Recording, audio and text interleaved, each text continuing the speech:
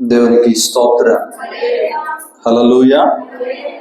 గడిచిన పునరుద్ధాన దినం నుంచి ఈ పునరుద్ధాన దినం వరకు దేవుడు మనందరినీ ఆయన రెక్కల చాటును దాచి భద్రపరిచి ఈ రీతిగా ఆయన సన్నిధిలో ఆరాధించడానికి ఇచ్చిన అవకాశాన్ని బట్టి ప్రభునామాన్ని మహిమపరుస్తూ చేరవచ్చిన మీ అందరికీ ప్రభు పేరట వందనాలు చెప్పుకోండి. దేవునికి స్తోత్రం. హల్లెలూయా. సమయం చాలదవుతుంది గనక నేరుగా దేవుని యొక్క వాక్యాన్ని జ్ఞాపకం చేసుకుందాం. పరిశుద్ధ గ్రంథము నుంచి 2వ రాజుల గ్రంథము 6వ అధ్యాయము. 2వ రాజుల గ్రంథము 6వ అధ్యాయము 17వ వాక్యాన్ని చదువుకుందాం. యెహోవా వీడు చూచునట్లు దయచేసి విని కండ్లను తెరువమని ఎలీషా ప్రార్థన చేయగా యెహోవా ఆ పనివాని కండ్లను తెరవజేసెను. కనుక వాడు ఎలీషా చుట్టూను పర్వతము అగ్ని గుర్రముల చేత రథముల చేతను నిండియుట చూచెను. దేవునికి స్తోత్ర. హల్లెలూయా. చదవబడిన ఈ మాటను బట్టి దేవుడు మనతో మాట్లాడులాగా ఒక చిన్ని ప్రార్థన చేసుకుందాం. పరిశుద్ధుడా, ప్రేమ కలిగిన తండ్రి, నీకు వందనాలు. ఇదిగో ఈ పునరుద్ధాన దినాన్ని నాన్న నీ సన్నిధిలో చేరి నీ మాటను ధ్యానిస్తుండగా మాకును కావలసిన మాటలు అందించండి అయా. మానవ మాత్రుడను, ఎందుకు పనికిరాని వాడను, నిష్ప్రయోజకుడను పరిపూర్ణంగా నన్ను మరుగుపరచండి. నీ స్వరమును నీ మాటను మాత్రమే మాకు తెలియపరిచి సమయం అంతటిని నీకు సమర్పిస్తుండగా మీరే ఘనత వహించి నడిపించమని యేసు నామమున అడుగుచున్నాము తండ్రి, ఆమేన్. దేవునికి స్తోత్రం. హల్లెలూయా. చదవబడిన ఈ 2వ రాజుల గ్రంథము 6వ అధ్యాయము 17వ వాక్యములో ఎలీషా యొక్క దాసుని గురించి అక్కడ ఎలీషా ప్రార్థన చేస్తున్నాడు. అయ్యా, వీని కండ్లు తెరవబడినట్లుగా వీడికి సహాయం చేయండి అని ప్రార్థన చేస్తే యెహోవా ఆ యొక్క పనివాని దాసుని యొక్క కండ్లను తెరిచినప్పుడట ఎలీషా చుట్టూ ఏం కనబడుతున్నాయి అంటే అగ్ని పర్వతము, అగ్ని రథములు కనిపిస్తున్నాయంట. దేవునికి స్తోత్రం. ఈ సందర్భం ఏ విధంగా రాయబడింది అని అంటే, ఒకరోజు ఎలీషా యొక్క పనివాడు తెల్లవారుజామునే లేచి ఇంటి పనులు చేసుకుంటాం కదండి. ఆ విధంగా ఇంటి పనులు చేయడానికి, బయట శుభ్రం చేయడానికి తెల్లవారుజామునే గుమ్మం వెలుపులకు వెళ్ళిన వెంటనేనట చుట్టూ సైన్యం కనబడుతుంది. ఎవరు కనబడుతున్నారు? ఆ పై వచనాల్లో స్పష్టంగా ఉంటది. చుట్టూ ఆ యొక్క ఎలీషా యొక్క గృహము, ఎలీషా యొక్క ప్రాంతం అంతా కూడా శత్రువుల చేత నింపివేయబడ్డారు. ఇంతలో ఈ బయటికి వెళ్ళిన ఈ దాసుడు పరిగెత్తుకుంటూ లోనకొచ్చి దైవజనుడితో చెప్తున్నాడు, దైవజనుడా, మన పని అయిపోయింది. మనకంటే గొప్పవారు చాలా మంది సైన్యం అక్కడ ఉన్నారు, మనకు వేరే దారి లేదు అని అంటే, అప్పుడు అంటున్నాడు ఎలీషా, ఒరే వెరువాడా, భయపడకు, వారికంటే అధికమైన వారు మనతో ఉన్నారని దేవుడు నీకు తెలియపరుస్తాడన్నాడు. దేవునికి స్తోత్రం.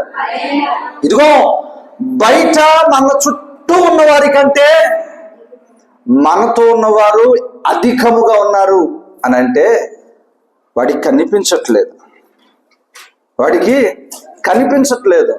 అప్పుడు ఎక్కడ దైవజనుడా అంటే, అప్పుడు ఎలీషా ఈ ప్రార్థన చేశాడు, దేవా, వీని కండ్లు తెరవచ్చేయండి. దేవునికి స్తోత్రం. అసలు ఎలీషా యొక్క ఇంటిని చుట్టుముట్టడానికి గల కారణం ఏమిటి? శత్రురాజు సైన్యము ఎలీషా యొక్క గృహాన్ని ముట్టడానికి కారణం ఏమిటంటే, ఆ పై వచనాల్లో రాయబడిన మాట, ఒకరోజు ఈ యొక్క శత్రుదేశపు రాజు కొంతమంది శత్రువులను యూదా ఇశ్రాయేలు దేశం మీదకి పంపించాడు. ఏం చేశాడట? యూదా ఇశ్రాయేలు దేశం మీద పంపిస్తే వారు వస్తున్నట్టు ఎవరికీ తెలియదు. కానీ అక్కడ కొంతమంది సైన్యం నిలవబడి వచ్చిన వాళ్ళని వచ్చినట్టుగానే ఏం చేశారంటే తరిమేశారట. ఇప్పుడు ఈ రాజుకు ఒక ఆందోళన ఏంటి? నేను నా అంతర్గిక మందిరంలో ఉండి కూర్చుని చెప్పిన మాట ఇది 10 మంది నిలవబడినప్పుడు చెప్పలేదు కదా. నేను అంతరంగిక మందిరంలో ఉన్నప్పుడు ఈ ఆజ్ఞ ఇచ్చాను, ఎవరికీ తెలియదు. ఇది ఎలా మరి వాళ్ళకి తెలిసింది అని అంటే, అక్కడ ఒకడు వచ్చి అంటున్నాడు, అయ్యా ఆ దేశములో ఎలీషా అనే దైవజనుడు ఉన్నాడు. నువ్వు ఎక్కడ కూర్చుని ఆలోచన చేస్తే వాళ్ళ దేవుడు అక్కడ ఆయనకు బయలుపరుస్తాడయ్యా. ఏమంటున్నాడు? నువ్వు ఎక్కడ కూర్చుని నీ ఇంట్లో నీ దేశంలో కూర్చుని నువ్వు ఆలోచన చేస్తే అభిషక్తుడనే దైవజనుడు అక్కడ ఉన్నాడు కదయ్యా, ఆ దైవజనుడికి అక్కడ దేవుడు బయలుపరిచాడయ్యా. అందుకనే మన సైన్యాన్ని వారు తిట్టుకొట్టారు అని అంటే, ఇప్పుడు దైవజనుడిని చుట్టుముట్టాడు. కొంతమంది శత్రువులను పంపి ఎవరు చుట్టుముట్టాడు? ఇప్పుడు ఎలీషా దైవజనుడు చుట్టుముట్టేశాడు. దేవునికి స్తోత్రం. ఇప్పుడు ఎలా ఉందయ్యా అంటే, 4 వైపులా ద్వారాలు మూయబడిపోయినాయి.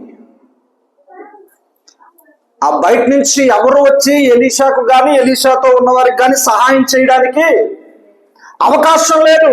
ఎందుకని? ఇప్పుడు ఈ మందిరం చుట్టేసినట్టుగా అక్కడ జనాలందరూ, ఆ శత్రువులందరూ చుట్టి ఎప్పుడు తెల్లవారుతుందా దైవజనుణ్ణి చంపేద్దాం అన్నట్టుగా శత్రువులంతా చుట్టుముడితే, అప్పుడు ఈ పన్నోడు వెళ్ళి భయపడి పరిగెత్తుకుంటూ వస్తున్నాడు. దేవునికి స్తోత్రం. హల్లెలూయా. అలాంటి సందర్భంలో దైవజనుడు నిబ్బరము కలిగి ఉన్నాడు. ఏ విధమైన ఆందోళన కానీ భయము కానీ ఏమీ లేకుండా హృదయపూర్వకంగా దేవుని సన్నిధిలో నిలవబడి చెప్తున్నాడు, అయ్యా వీని కండ్లు తెరిచిన తర్వాత వాడు చూసి ఆశ్చర్యపోయాడు. దేవునికి స్తోత్రం. హల్లెలూయా. నేను చెప్పేది ఏంటయ్యా అంటే, దేవుని కొరకు నిలవబడిన ప్రతి వాని చుట్టూ కూడా అదృశ్య సైన్యాన్ని దేవుడు పంపిస్తూనే ఉంటాడు. దేవునికి స్తోత్రం. హల్లెలూయా. ఈ లోక సంబంధముగా మనం చూస్తే అవి మనకు కనిపించవు. ఈ లోక సంబంధముగా మనం ఆలోచిస్తే దేవుని యొక్క కార్యములు మన జీవితాల్లో కనిపించవు. మనం విశ్వాసము చేత మన యొక్క నేత్రములను తెరిచినప్పుడు దేవుని యొక్క కార్యమును మనం చూడగలుగుతాం. దేవునికి స్తోత్రం. హల్లెలూయా. హల్లెలూయా. విశ్వాసము చేత దేవుని సన్నిధిలో మనము గనక నిలవబడినప్పుడు దేవుని యొక్క అదృశ్య కార్యములను మన పట్ల దేవుడు కనపరుస్తాడు. దేవునికి స్తోత్రం. హల్లెలూయా. ఇప్పుడు జరిగిన సంగతి ఆ ప్రజలందరికీ తెలిసిపోయింది. జనాలు అనుకుంటున్నారు ఎలీషా పని అయిపోయింది. ఏమనుకుంటున్నారటమ్మా? వీడి పని అయిపోయింది అని అనుకుంటున్నారు. కానీ ఎలీషా ప్రార్థన ఒకటే చేశాడు, దేవా వీళ్ళకి అంధత్వము దయచేయండి. ఏం చేయమన్నాడు? అతను ప్రార్థన చేశాడు, అయ్యా వీళ్ళకి అంధత్వము దయచేయండి. వెంటనే మరు నిమిషములోనే అక్కడ సైన్యం అంతటి కూడా అంధత్వం కలిగిందంట. అప్పుడు ఎలీషా ఎదరికెళ్ళి, అయ్యా మీరు మార్గం తప్పిపోయిచ్చారు. ఏమంటున్నాడు? అయ్యా మీరు మార్గం తప్పిపోయిచ్చారు, కాబట్టి మిమ్మల్ని నేను సరైన మార్గానికి తీసుకెళ్తానని నేరుగా రాజింటికి తీసుకెళ్ళిపోయాడు. ఎక్కడికి? నేరుగా రాజింటికి తీసుకెళ్ళి అక్కడ ప్రార్థన చేస్తున్నాడు, అయ్యా ఇప్పుడు వీళ్ళ అంధత్వం తీసేయండి అన్నాడు. ఏమన్నాడు? వచ్చిన శత్రువులను అక్కడ అంధత్వం కలిగించి నేరుగా రాజింటికి తీసుకెళ్తే అక్కడ రాజు దగ్గర ప్రార్థన చేస్తున్నాడు, అయ్యా ఇక్కడ వీళ్ళకున్న అంధత్వాన్ని తొలగించేనంటే అక్కడ ఉన్న వాళ్ళందరితో అంతా తొలగిపోయినప్పుడు వాళ్ళు ఒకరినొకరు చూసుకుని ఆశ్చర్యపోతున్నారు. అదేంటి, మనం ఉండవలసింది ఒక ప్రాంతం అయితే ఎక్కడున్నామేంటి అని ఎలా ఆశ్చర్యపోతుంటే ఆ రాజు సైతం ఆశ్చర్యపోతున్నాడు. ఇప్పుడు నేను ఏం చేయాలా? నా కత్తితో చంపాలా? నా కత్తి యుద్ధం చేసి వీళ్ళని చంపాలంటే దైవజనుడు చెబుతున్నాడు, వీళ్ళని చంపొద్దు, చెయ్యొద్దు, వీళ్ళకి కడుపు నిండా భోజనం పెట్టి, ఏమంటున్నాడు తెలుసా, కడుపు నిండా భోజనం పెట్టు, వాళ్ళకి కావలసిందంతా పెట్టి వాళ్ళని తిరిగి వారి యొక్క యజమాని దగ్గర పంపించే అని అన్నాడు. దేవునికి స్తోత్రం. హల్లెలూయా, హల్లెలూయా. యజమాని దగ్గర పెట్టించమన్నప్పుడు అక్కడ ఏదైతే ఎలీషా చెప్పాడో రాజు కూడా కడుపు నిండా భోజనం పెట్టాడు. వాళ్ళని ఏం చేశాడంటే తిరిగి పంపించేశాడు. ఇప్పుడు ఆ దేశం వైపు చూడాలంటే భయపడుతున్నారట. ఏం చేస్తున్నారు? ఆ దేశం వైపు చూడాలంటే వాళ్ళకి భయం వేస్తుంది. ఎందుకు? అక్కడ ఉన్నవాడు సాధారణమైన దైవజనుడు కాదు. ఏదో మనం ఊహించుకున్నంత మాత్రాన, ఏదో మనం ఊహించుకుని ఏదో బైబిల్ వాక్యాన్ని పఠించేవాడు కాదు. అతడు అభిషేకము కలిగిన వాడు. దేవునికి స్తోత్రం. హల్లెలూయా, హల్లెలూయా. మరోసారి ఆ ఇశ్రాయేలు ప్రజల గురించి మాట్లాడుకోవాలన్నా అక్కడ దైవజనుడు ఉన్నాడని ఆ ఆలోచన రాగానే శత్రువులకు సైతం భయం వేస్తుండేది. దేవునికి స్తోత్రం. హల్లెలూయా. ఈరోజు చాలా మంది కుటుంబాలు ఎలా ఉన్నాయి అంటే వారి మధ్యలో ఉన్నారు, చుట్టూ ఏదో శ్రమ, ఏదో కష్టం, ఏదో ఆర్థిక పరిస్థితి, అనారోగ్యం, ప్రతికూల పరిస్థితులు, నిందలు, అవమానాలు, చేయని తప్పుకు భారం వేసి అనేకమైన శ్రమలో వారు ఉండి దేవునికి మొరపెడుతున్న కుటుంబాలు ఎన్నో ఉన్నాయి. కొంతమంది అలాంటి కుటుంబాలను చూసి అంటున్నారు, వీళ్ళ పని అయిపోయింది, దేవుడు నమ్ముకున్నారు అనుకున్నారు కానీ వీళ్ళ పని అయిపోయింది, వీళ్ళని ఎవడు కూడా రక్షించడు. ఇది ఎందుకని? బయటకు వచ్చేందుకు లేదు, బయటని లోనకు వచ్చేవాళ్ళు కూడా లేదు. ఇప్పుడు లోన్ ఉన్న వాళ్ళు సహాయం చేయాలంటే బయట వాళ్ళు రావాలి, వీళ్ళు బయటికి వెళ్దామంటే శత్రువులు ఉన్నారు. అలాంటి సమయంలోనే దేవుడు నీతో మాట్లాడుతున్నాడు. ఈరోజు నువ్వు ఒకవేళ అలాంటి అనుభవంలో ఉన్నావేమో, చుట్టూత శ్రమలు, నువ్వు మధ్యలో నిలవబడి ఒంటరి పోరాటం చేస్తున్నావేమో దేవుని సన్నిధిలో. దేవుడు నీతోనే మాట్లాడుతున్నాడు. ఈ లోక సంబంధమైన ద్వారాలు నీ కొరకు మూయబడినప్పుడు నా ప్రభు చెబుతున్నాడు, పరలోక ద్వారం నీ కొరకు తెరవబడుతుంది. ఏ ద్వారం తెరవబడుతుందంట? పరలోక ద్వారం నీ కొరకు తెరవబడుతుంది. దేవునికి స్తోత్రం. హల్లెలూయా. దేవుని వాక్యంలో ఉంది కదా, ఇదిగో నీ కొరకు ఒక్క ద్వారం మూయబడితే 7 ద్వారాలు తెరవబడతాయి అన్నట్టుగా. ఇదిగో నీ కుటుంబ పరిస్థితిని బట్టి, నీకు కలిగిన నింద అవమానాలను బట్టి, ఇదిగో నీకు కలిగిన శత్రు పోరాటాలను బట్టి అనుకుంటున్నారు చాలా మంది. ఇంక వీళ్ళు భక్తి చేస్తున్నారు కానీ, వీళ్ళ జీవితంలో ప్రార్థన చేస్తున్నారు కానీ ఏ విధమైన మార్పు లేదు. ఇక ఈ సమస్య నుంచి ఈసారి వీళ్ళు బయటికి రాలేరు అని చూసి నిన్ను బట్టి అనేక మంది నవ్వుతూ హేళన చేస్తూ ఉండవచ్చు. నా దేవుడు నీతోనే చెబుతున్నాడు, నీ ప్రక్కన ఉన్నవాడు వారందరికంటే గొప్పవాడు, వారందరికంటే శక్తివంతుడు.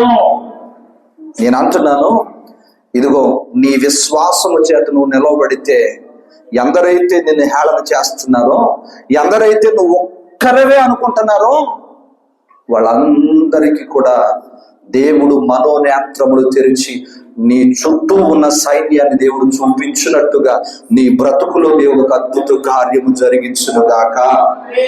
హల్లెలూయా, హల్లెలూయా, హల్లెలూయా. నిజమే, కొన్ని పరిస్థితుల్లో ప్రియమైన దేవుని బిడ్డలారా, చేయని తప్పుకు నిందల అవమానాలు భరించవలసి వస్తుంది.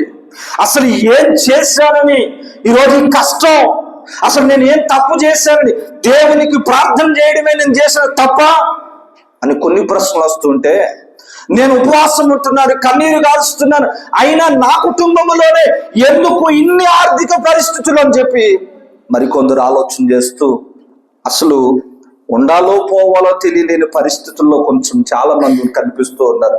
నా ప్రభు చెబుతున్నాడు, నిన్ను నమ్మిన దేవుడు నిన్ను విడవకుండా కాపాడే దేవుడు. దేవునికి స్తోత్రం. హల్లెలూయా. నిందలలోనే గాను శ్రమలలో సైతం నీ ప్రక్కనే నిలవబడేవాడు దేవుడు. నేను చాలా సార్లు చెప్పాను, నీ సొంత రక్త సంబంధికులే నీతో నిలవని పరిస్థితిలో నీతో నిలవబడి నీ వెన్ను తట్టిని నడిపించేవాడు నా యేసు ప్రభువు వారు. దేవునికి స్తోత్రం.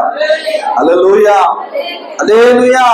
అవును, నీ సొంత కుటుంబీకులు, నీ సొంత బిడ్డలు లేదా నీ చుట్టూ ఉన్నవారే నిన్ను ఆదరిస్తారు, ప్రోత్సహిస్తారు అన్నవారే నీకు కలిగిన పరిస్థితిని బట్టి అవమానపరచవచ్చు, హేళన చేయవచ్చు, నిందించవచ్చు. వాటిని బట్టి నువ్వు దిగజారిపోయే పని లేదు. ఎందుకో తెలుసా? నువ్వు మోకరించి ప్రార్థన చేసే దేవుడు వారందరి నోటిని మూసి నిన్ను తలగా చేసే దేవుడు. దేవునికి స్తోత్రం. హల్లెలూయా, హల్లెలూయా. ఇప్పుడు చెప్పండి, ఎలీషా తలను దేవుడు ఎత్తాడా దించాడా? ఎలీషా యొక్క జీవితంలో దేవుడు తల ఎత్తడమే కాదు, అక్కడ ఎలీషా ఉన్నాడు, జాగ్రత్త, ఆ చుట్టుపక్కలకు మనం వెళ్ళకూడదని ఒక సందేశాన్ని దేశాలన్నిటికీ ఇచ్చేసాడు. దేవునికి స్తోత్రం. హల్లెలూయా, హల్లెలూయా. ప్రియమైన దేవుని బిడ్డలారా, ఈ పునరుత్థాన దినాన్ని నీతో నేను చెప్పగలుగుతున్నాను. ఈరోజు నువ్వు ఏదైతే నువ్వు అనుభవిస్తున్నావో, ఎలాంటి శ్రమలో ఉన్నావో నీకు దేవునికి తెలుసు, నీకు దేవునికి తెలుసు.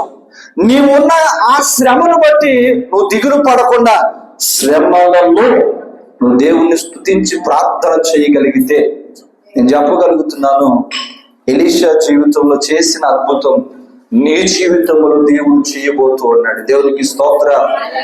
హల్లెలూయా. నమ్మిన వారు స్తోత్రం చెప్పండి. హల్లెలూయా. ఇలాంటి సంఘటనే మరొకటి బైబిల్లో ఉంది. 2వ దినవృత్తాంతముల గ్రంథము 20వ అధ్యాయము 1వ వచనం నుంచి మనం చూసినట్లయితే, ఇది అయిన తరువాత మోయాబీలను, అమోనీయులను, మోయేరీయులను యెహోషాపాతు మీదకి వచ్చి, అంతలో కొందరు వచ్చి సముద్రము ఆవలిలో ఆవరణుండు గొప్ప సైన్యం ఒకటి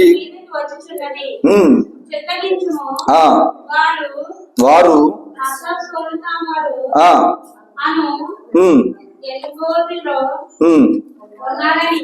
ఉన్నారని యెహోషాపాతునకు తెలియజేసిరి. దేవునికి స్తోత్రం. ఇక్కడ కూడా యెహోషాపాతు అనే రాజు కనిపిస్తూ ఉన్నాడు. ఈ రాజుకు ఒకరోజు ఉదయమే తెల్లవారుతుండగానే ఒక సమాచారం.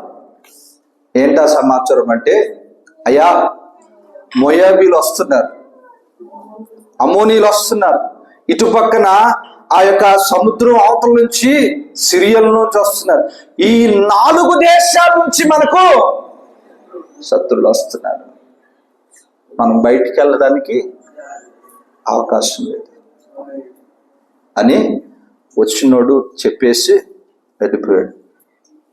యెహోషాపాతు అంటున్నాడు, దేవుని సన్నిధిలో ప్రార్థన చేస్తున్నాడు,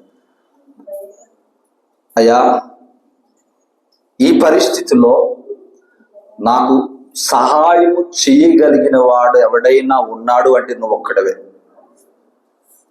ఎందుకని?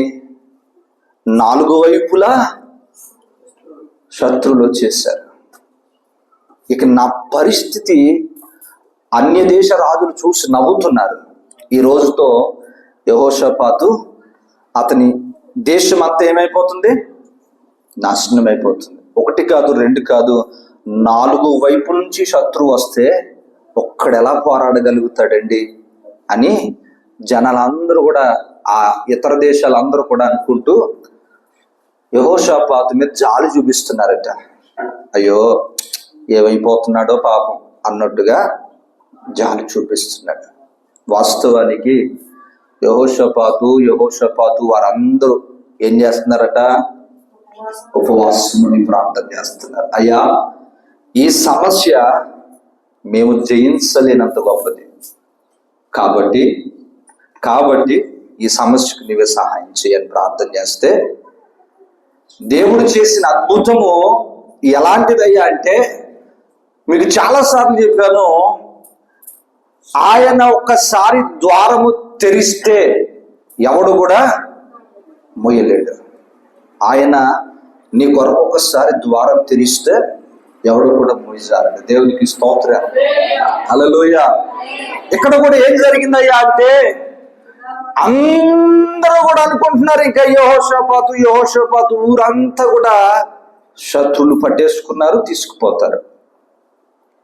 వాస్తవంగా జరిగింది ఏంటయ్యా అంటే, అక్కడ దేవదూత వచ్చి వారి కొరకు యుద్ధం చేసిందట. దేవునికి స్తోత్రం.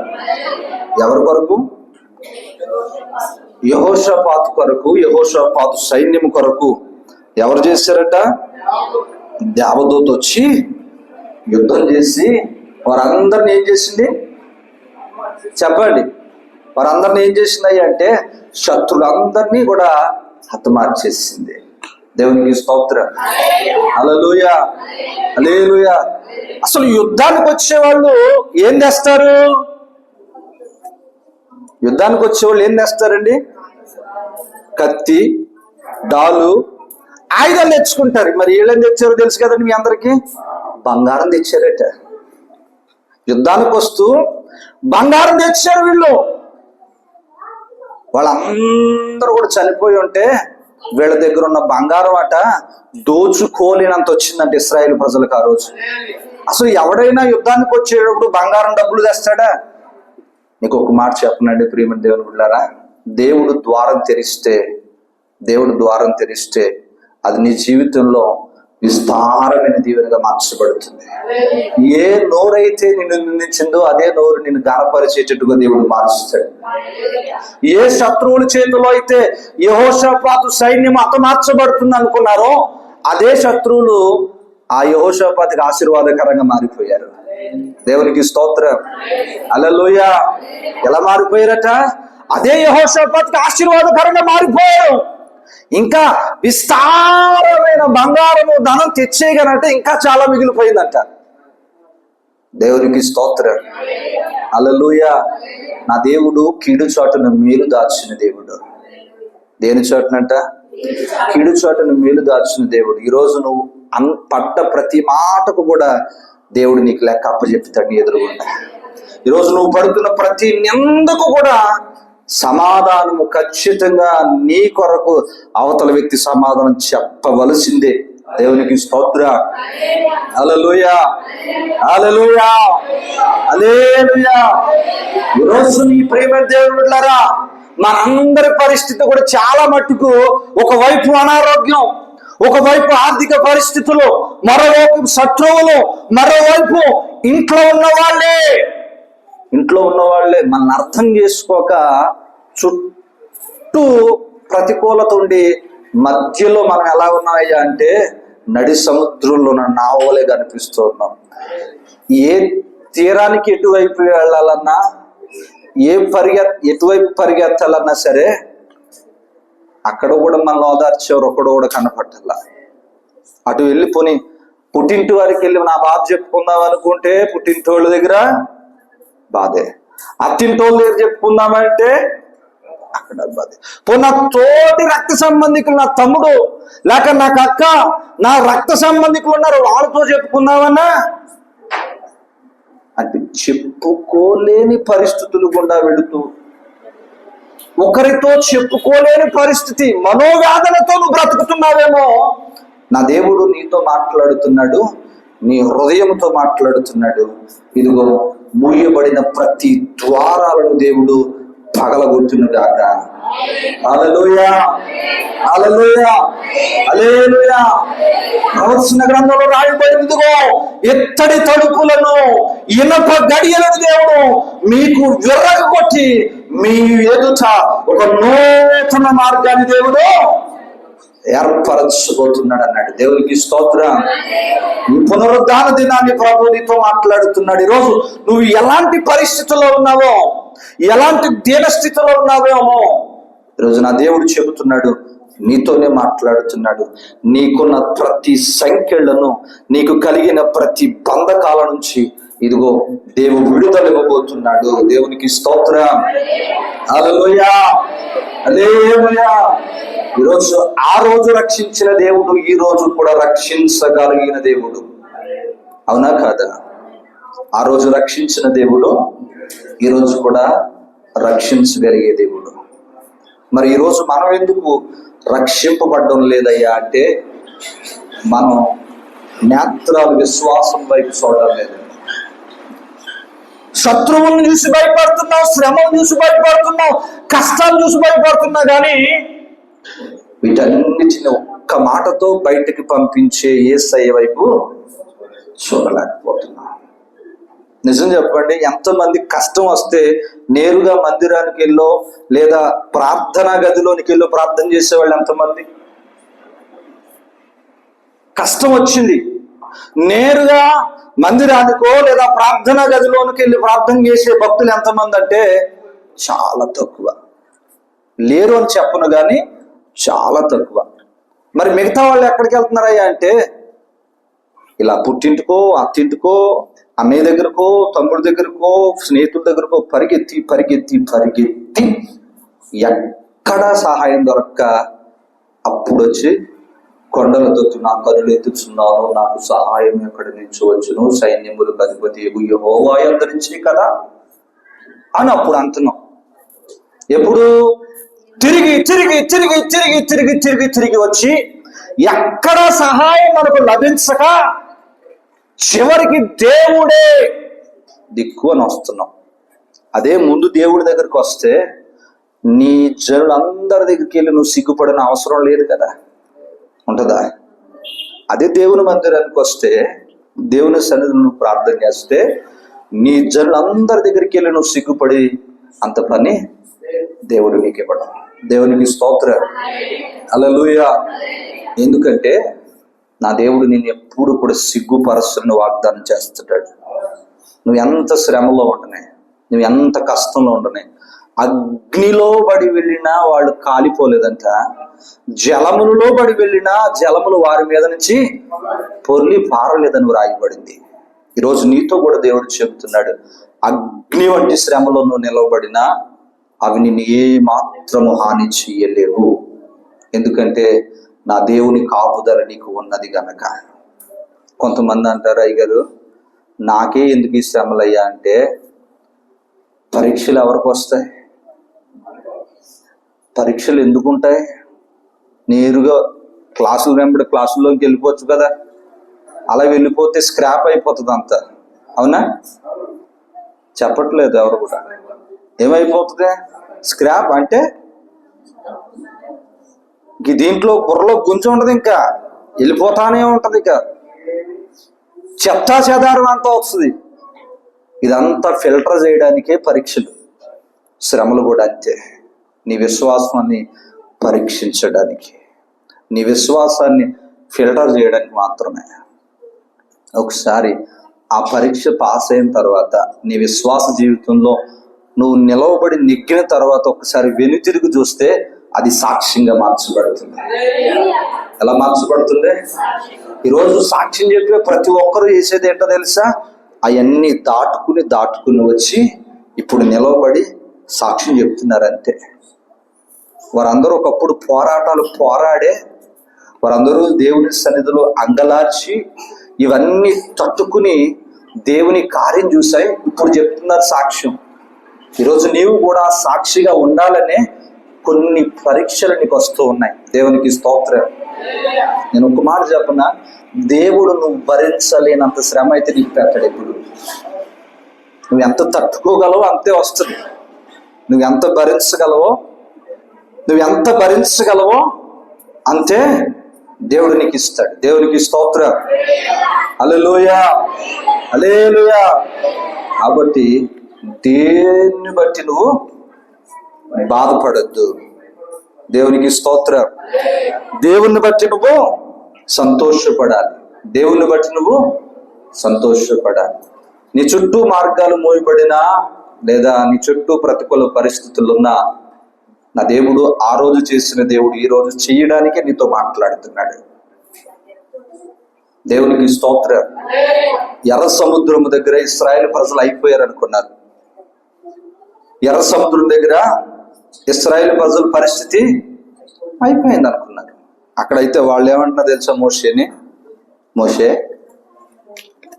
నాకు ఐగుప్తు దేశంలోనే ఉంటే ఆ బానిసత్వంలో ఉంటే కాస్త కోస్తో బొవ్వన్న దొరికేది. ఏం దొరికేదట? ఐగుప్తు దేశంలో ఉంటే పని చేస్తూ ఉంటే ఏదో బానిస బ్రతుకుతూ ఉంటే కాస్తో కోస్తో బొవ్వన్న దొరికేది. ఇక్కడికి తీసుకొచ్చి ఎటు కాకుండా చంపేస్తున్నావు ఏంటయ్యా అని కొన్ని లక్షల మంది ఒక్కడిగా ఉన్న ఈ మోషే మీద మాటలు అంటూనే ఉన్నారు. అప్పుడు ఏమన్నాడు తెలుసా మోషే? ఊరకే నిలుచుని దేవుడు అనుగ్రహించే రక్షణను చూడండి. అంత గొప్ప స్టేట్మెంట్. అంత బాధలో అన్ని నిందల్లో ఒకళ్ళు ఇద్దరు కాదు, కొన్ని లక్షల మంది ఒక్కడైన మోషేని మాట్లాడుతున్నా వారి మాటలు ఎవరి మాటలు కూడా చెవిని పట్టలేదు, కానీ దేవుడు చేయబోయే కార్యము కండ్లారా చూస్తున్నాడు మోషే. దేవునికి స్తోత్రం. హల్లెలూయా. ఈరోజు ఎందుకు చెప్పగలుగుతున్నాను ఈ మాట అంటే, ఈరోజు మనం దేవుని కార్యాలు చూడకపోవడానికి గల కారణం దేవుని యొక్క కాపుదలలో ఉన్న మనమే గ్రహించలేకపోతున్నాం. దేవుడు అదృశ్య కార్యాలన్నీ కూడా నీ చుట్టూతే నింపుతున్నాడు. దేవునికి స్తోత్రం. హల్లెలూయా. మనం తిరుగుతున్నాం కానీ దేవుని కార్యాలు ఎందుకు చూడటం లేదయ్యా అంటే మనలో విశ్వాసమును దేవుని ఎదుట పెట్టలేకపోతున్నాం. ఎర్ర సముద్రం దాటేసిన తర్వాత ఇప్పుడు పాటలు పాడుతున్నారు వీళ్ళు. ఏంటంట?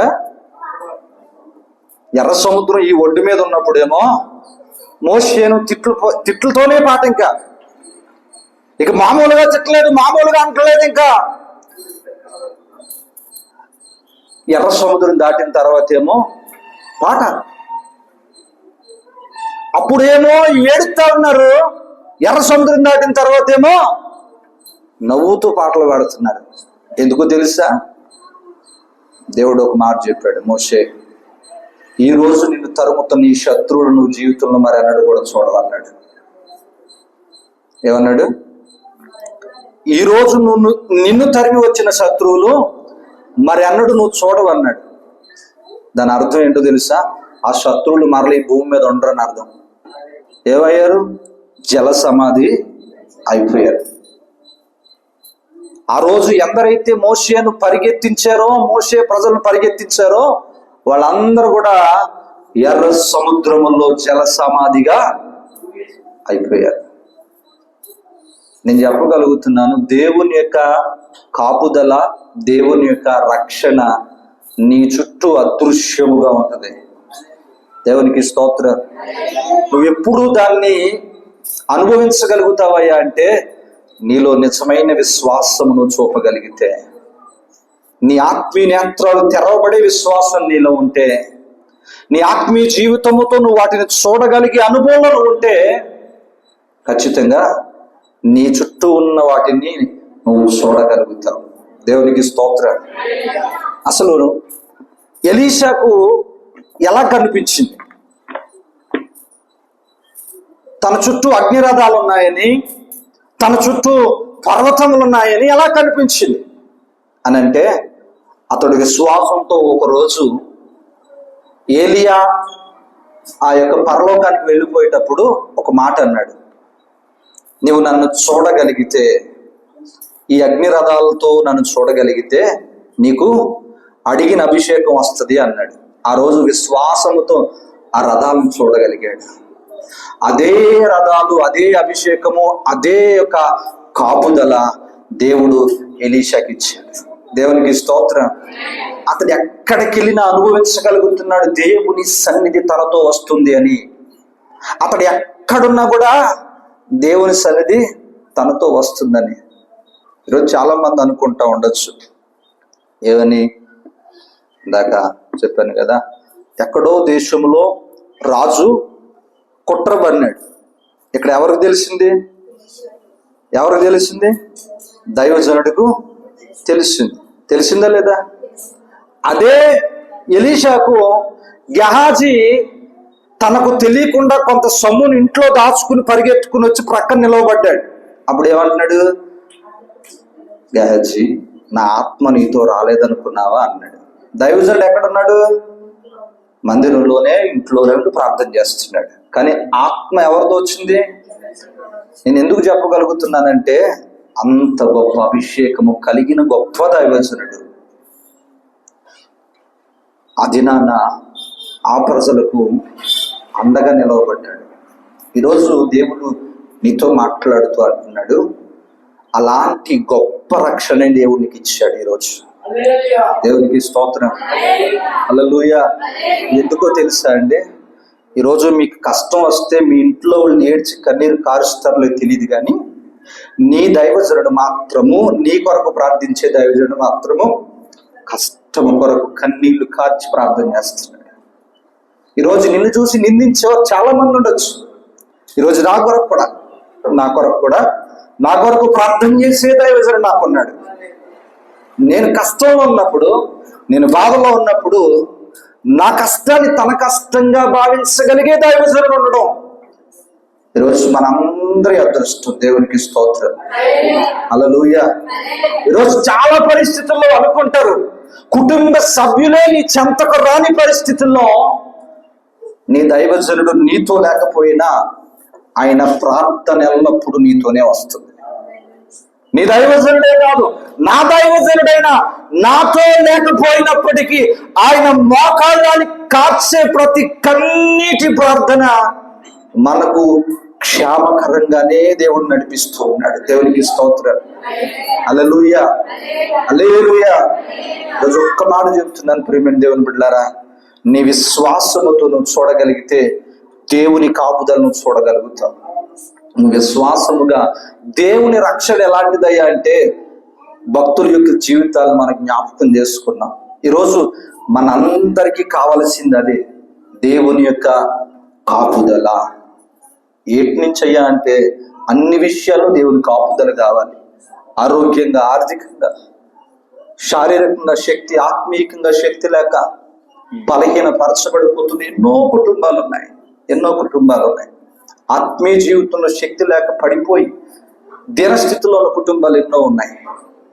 అయినా ఎందుకు దేవుడు వారు ఎందుకు బ్రతుకున్నారయ్యా అంటే, వారిని దేవుడు ఇంకా కాపాడుతూనే ఉన్నాడు. ఇశ్రాయేలును కాపాడే దేవుడు కునుకడు నిద్రపోడు అంటాడు. అవసరమైతే అడవిలో ఉన్న సింహ పిల్లలు ఆకలిగా ఉంటాయేమో కానీ నన్ను నమ్మిన వాడికి అన్నడు కూడా ఆకలి ఉంటాడు. దేవునికి స్తోత్రం, హల్లెలూయా. ఈ పునరుద్ధాన దినాన్ని దేవుడు మనందరితో చెబుతున్న మాట, నీకు ఆయన రక్షణగా ఉన్నాడు. నీకెవరు రక్షణగా ఉన్నారు?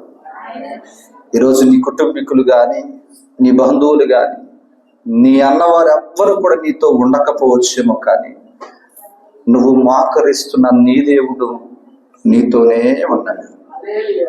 నువ్వు పిలిచిన ప్రతిసారి కూడా నీ ప్రక్క నుండే వింటున్నాడు నీ ప్రతి ప్రార్థన. ఆయన ఆత్మ సంచారిగా ఉన్నాడు, ఆత్మరూపిగా ఉన్నాడు. నువ్వు గ్రహించగలిగితే, దేవుడు నా పక్షాన నాతో ఉన్నాడని గ్రహించగలిగితే, ఈరోజు నీ జీవితాన్ని ఇది ఈతడితో ఆపి ఒక గొప్ప జయ జీవితాన్ని, ఆ యెహోషాపాతుకు ఒక గొప్ప విజయం ఇచ్చినట్టుగా, ఎలీషాకు ఒక గొప్ప విజయం ఇచ్చినట్టుగా, మోషే సైన్యానికి గొప్ప విజయం ఇచ్చినట్టుగా, నీకు నువ్వు ఒక గొప్ప విజయం ఇచ్చి, ఇదిగో ఇంతవరకు పాడిన ఆ దుఃఖ, ఆ యొక్క ప్రలాపనంతటిని కూడా దేవుడు సంతోష నాట్యముగా మార్చి నిన్ను ఉన్నతమైన స్థితికి దేవుడు తీసుకెళ్ళడానికి ఇష్టపడుతున్నాడు. దేవునికి స్తోత్రం, హల్లెలూయా, హల్లెలూయా. ఒక్క మాట అయితే చెప్పగలను, నువ్వు దేవుని సన్నిధిలో విశ్వాసంగా ఉండి, దేవా నీ ఎదుట నేను విశ్వాసంగా ఉన్నాను, నీ రక్షణ నాకు కనపరచండి, నీ కాపుదల నాకు కనపరచండి. అదేవిధంగా దేవా, నా యొక్క రక్షణ, నా కాపుదల, నాతో నీవు ఉన్నావని నన్ను ఎందరైతే అవమానిస్తున్నారో, నన్ను ఎవరైతే హేళన చేస్తున్నారో, నన్ను ఎవరైతే ఆ యొక్క సిగ్గుపరచాలని చూస్తున్నారో వారందరికీ దయచేయని హృదయపూర్వకంగా కన్నీటి ప్రార్థనతో నువ్వు చేసి చూడు. ఆ రోజు దేవుడు అద్భుత కార్యములు చేసినట్టుగానే నీ ప్రతి జీవితంలో, ఇక్కడ చేరవచ్చిన ప్రతి వాని జీవితంలో కూడా నీ దుఃఖాన్ని దేవుడు నాట్యముగా మార్చినట్టుగా ఈ పునరుద్ధాన దినాన్ని నీతో మాట్లాడుతున్నాడు. దేవునికి స్తోత్రం. హల్లెలూయా, హల్లెలూయా, హల్లెలూయా. కాబట్టి ఈ పునరుద్ధాన దినాన్ని మనందరం కూడా ఎవరి కాపుదల్లో ఉన్నాం? లేమా? లేకపోతే ఈరోజు ఈ స్థితిలో మనం ఉండలేము. ఎందుకంటే ఎన్నో వింటున్నాం, ఎన్నో వార్తలు మనం చూస్తూ ఉన్నాం. మనతోటి వారే, మనతో ఉన్నవారే ఈరోజు ఈ సమయాన్ని భూమి మీద బ్రతికి ఉండలేక మరణించిన వారెందరో. ఈరోజు సజీవునిగా కష్టం ఉన్నా బ్రతికి ఉన్నామంటే దేవుడు నీకు కాపుదల ఇచ్చినట్టే. దేవునికి స్తోత్రం. అది నువ్వు గ్రహించగలిగితే ఎంతటి శ్రమ నుంచే నువ్వు విడుదల పొందగలుగుతావు. దేవునికి స్తోత్రం. ఈరోజు నువ్వు బ్రతికి ఉన్నావు నీ కష్టంలో. నేను చాలాసార్లు చెప్పాను, ఎంతటి చిన్న కష్టాలను కూడా భరించలేక చనిపోయిన వారు ఎందరో ఉన్నారు. ఇంతటి చిన్న కష్టాలు ఈరోజు నువ్వు అనుభవించే చిన్ని కష్టాలను భరించలేక మరణించిన వారు ఎందరో ఉన్నారు. వారి స్థానంలో లేదా వారి జాబితాలో నీవు లేకుండా సజీవునిగా ఉంచి నిన్ను బలపరుస్తున్న దేవుణ్ణి నువ్వు గ్రహించగలిగితే ఈరోజు నువ్వు ఎప్పటికీ కూడా అపజయం అనేది నీ బ్రతుకులో చూడవు. అపజయం అనేది నీ జీవితంలో ఎన్నడూ కూడా కనిపించదు. పరీక్షలు ఉంటాయి తప్ప దాని విషయంలో నువ్వు పోరాడి ఓడిపోయిన అనుభవాన్ని కనిపించవు. దేవునికి స్తోత్రం. హల్లెలూయా. కాబట్టి ఈరోజు మనం నేర్చుకున్న పాఠం, దేవుని కాపుదల మనతో ఎల్లప్పుడూ ఉంటది. అది అదృశ్యమైనది. ఎలాంటిదంట? అదృశ్యమైనది. కాబట్టి ఆ అదృశ్యమైన కాపుదల నీతో పాటుగా నిన్నెవరైతే హాని చేయాలని చూస్తున్నారో వారందరూ చూసి నీ వైపు ఏలెత్తి చూసి మాట్లాడాలంటేనే భయపడే ఉన్నతమైన సాక్ష్యాన్ని ఇక్కడ మనం అందరికీ దేవుడు అనుగ్రహించి ఆశీర్వదించుగాక. ఆమె దేవుడి కొద్ది మాటలు మనందరి వినికిడిలో దీవించి ఆశీర్వదించునుగాక. ఆమె చెప్పబడిన ప్రతి మాటను ఒకసారి జ్ఞాపకం చేసుకుందాం. ప్రియమైన దేవుని బిడ్డ, ఈరోజు నీవు కూడా నీ చుట్టూ శ్రమలు, నీ చుట్టూ కష్టాలే, అసలు ఏం చేసినా వీటి నుంచి బయటపడే పరిస్థితి కనిపించడం లేదని నువ్వు అనుకుంటున్నావు. అనేక మంది నిన్ను గూర్చి హేళన చేస్తున్నారేమో. నా దేవుడు నీతోనే మాట్లాడుతున్నాడు. ఆ రోజు వారికి రక్షణగా ఉన్న దేవుడను ఈరోజు నీకు తోడుగా ఉన్నాను. ఆ రోజు వారిని విడిపించిన దేవుడను నీకును కూడా ఆయన యొక్క గొప్ప విడుదల ఇవ్వడానికి పునరుద్ధాన దినాన్ని ప్రభు ఇష్టపడుతున్నాడు.